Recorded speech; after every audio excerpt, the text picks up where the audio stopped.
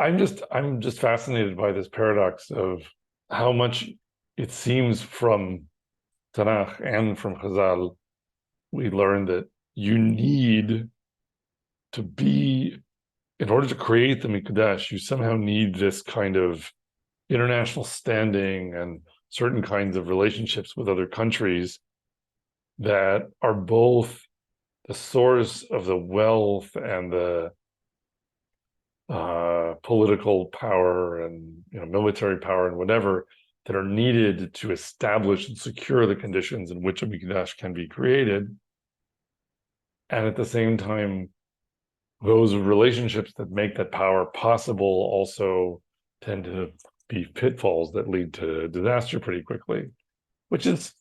it's almost just pshat in the life of Shlomo Melech that he's so wise and there's so much gold and everything. And he's the one who builds the Mikdash, and already in his own lifetime, he has many foreign,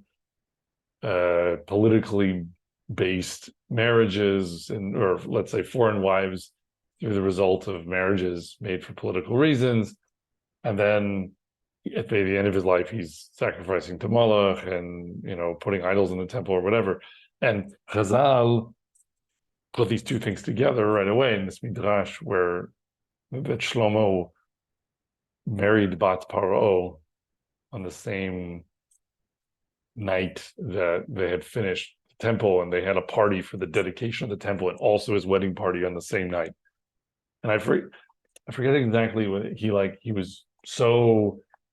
preoccupied or so occupied with the revelry for his wedding to Bat Paro that he either forgot to say Kriyat Shema in the morning or he forgot to make the Olat Tamid, something like that. There was some thing to do with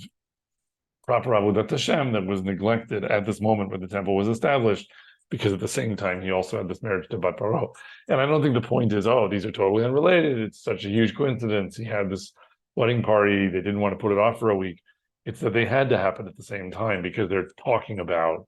how the creation of the temple has this political basis that involves international relations and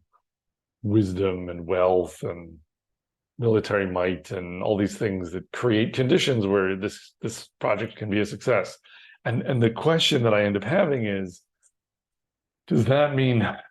it's always like that and it's some kind of tragically forever doomed to fail, flawed operation from the outset, even when it was Shlomo and Kal v'chomer or anyone else? Or is it that somehow you can do it differently and it can go differently because you didn't take the path of Shlomo? Like maybe somehow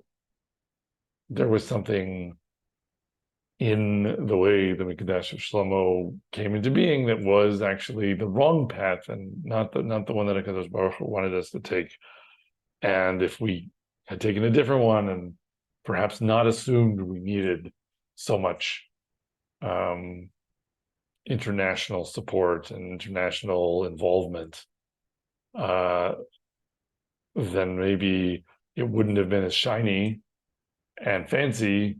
but it would have been more along lines that could endure.